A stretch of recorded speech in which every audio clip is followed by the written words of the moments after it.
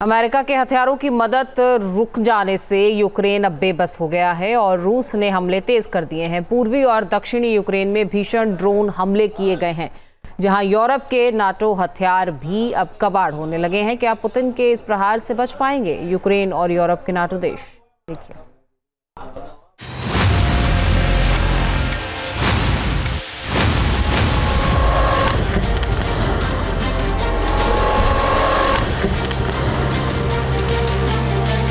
Расчет пуск.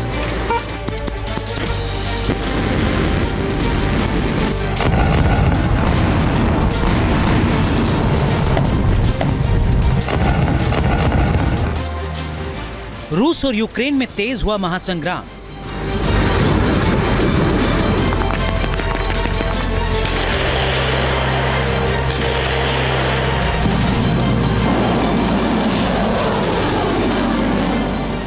Putin का बरसा क्रोध, नाटो और यूक्रेन परेशान।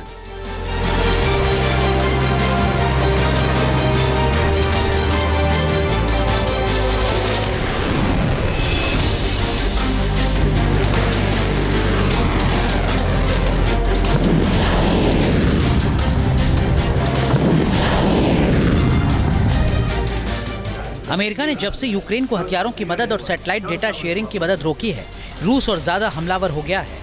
यूक्रेन पर रूस ने ड्रोन और मिसाइल हमलों की बौछार कर दी। रूस के इन हमलों के सामने यूक्रेन भी लाचार हो गया है, क्योंकि उसके हथियार ड्रोन और मिसाइलों को ट्रेस और ट्रैक करने में नाकाम साबित हो रहे हैं। हथियार और गोला बारूद की कमी से भी यूक्रेन की सेना जूझने लगी है।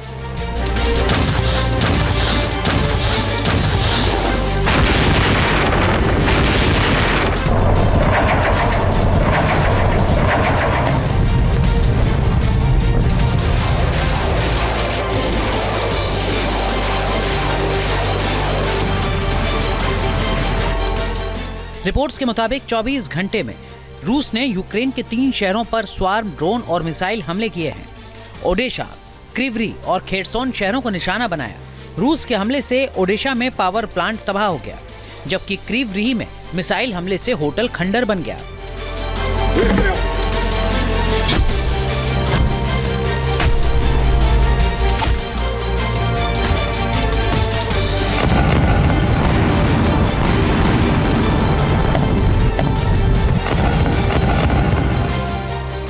यूक्रेन का क्रीवरी राष्ट्रपति जेलेंस्की का होम टाउन है, जहां पुतिन ने भीषण तबाही मचाकर जेलेंस्की को सीधा संदेश दिया है कि अब आर पार होगा। हालांकि यूक्रेन की सेना ने दावा किया है कि ज्यादातर ड्रोन हमलों को उसने नाकाम किया है, लेकिन ड्रोन हमलों के साथ साथ रूस की सेना के पूर्वी यूक्रेन और कुर्स्क हमलों में तेजी से कब्जा करने से यूक्रेन की सेना परेशान है। जानकारी के मुताबिक डोनेस्क में रूस की सेना ने जहाँ एक नए गाँव पर कब्जा कर लिया है, वहीं कुर्स्क में यूक्रेन की सेना 3 तरफ से घिर गई है और वो पीछे हटने को मजबूर हो गई है, क्योंकि कुर्स्क में यूक्रेन की सप्लाई चेन को रूस ने ब्लॉक कर दिया है। एफपीवी ड्रोन हमलों की तादाद रूस ने अचानक बढ़ा दी है। यूक्रेन को मिले नाटो के हथियार अब तक अमेरिका के सैटेलाइट डेटा शेयरिंग की वजह से रूस के लिए ज्यादा घातक साबित हो रहे थे, मगर जब से अमेरिका ने यूक्रेन को डेटा शेयरिंग को रोका है, तब से नाटो के हथियार कबाड़ बनने लगे हैं। एक रिपोर्ट में दावा है कि ब्रिटेन की स्टॉर्म शैडो मिसाइल लोहे का कबाड़ बनकर रह गई है। अमेरिकी गाइडेंस सिस्टम और डेटा नहीं मिलने से मिसाइल सटीक हमला नहीं कर पा रही। नाटो के मिसाइल और एयर डिफेंस सिस्टम भी रूसी हमलों को रोक नहीं पा रहे हैं। हालांकि ब्रिटेन, फ्रांस और नॉर्वे ने यूक्रेन को नई मदद देनी शुरू कर दी है। जानकारी के मुताबिक ब्रिटेन ने जहां advance Altium 600M drone Ukraine को देने की डील की है, वहीं नॉर्वे ने 7.5 बिलियन यूरो की सैन्य मदद देने का ऐलान किया है। नॉर्वे ने ही यूक्रेन को नेसेम्स मिसाइल सिस्टम दिया है।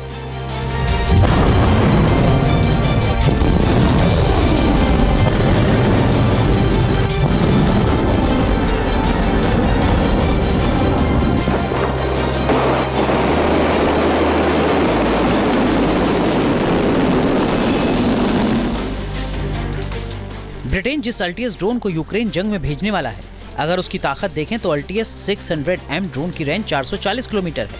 ये 4 घंटे तक लगातार उड़ान भर सकता है, 3 किलोग्राम पेलोड ले जा सकता है। ये ऑप्टिकल स्टेशन और इलेक्ट्रॉनिक वॉरफेयर सिस्टम से लैस है। हमला करने से पहले ड्रोन टारगेट की निगरानी करता है। लेकिन अमेरिका के बगैर यूरोप के देशों की पूरी ताकत भी रूस को तबाही मचाने से नहीं रोक पाएगी, क्योंकि नाटो के ज्यादातर हथियार अमेरिकी बेस्ड टेक्नोलॉजी पर आधारित हैं।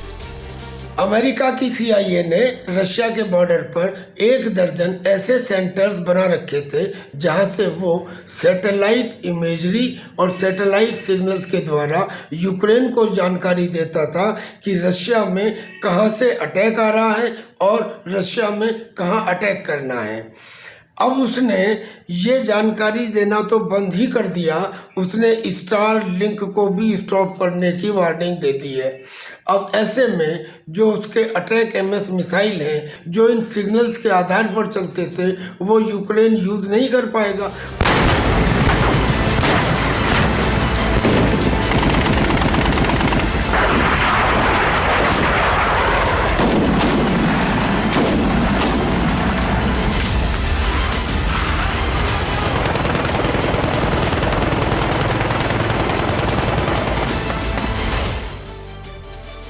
अमेरिका के हथियार खींचने के बाद जेलेंस्की लगातार यूरोपीय देशों के नेताओं के साथ मीटिंग कर रहे हैं, उनसे खुद को बचाने की गुहार लगा रहे हैं, तो यूरोप को भी रूस के खतरे से डरा रहे हैं। उधर ट्रंप ने भी साफ कर दिया है कि अगर यूरोप के नाटो देश अपनी रक्षा के लिए अमेरिका को भुगतान नहीं कर सकते तो अमेरिका उनको नहीं बचाएगा। If they don't pay, I'm not going to defend them. No, I'm not going to defend them. I got into a lot of heat. Got to get some good thinking in NATO. It's very unfair what's been happening. Until I came along, we were paying close to 100% of NATO. So think of it. We're paying 100% of their military, and they're screwing us on trade.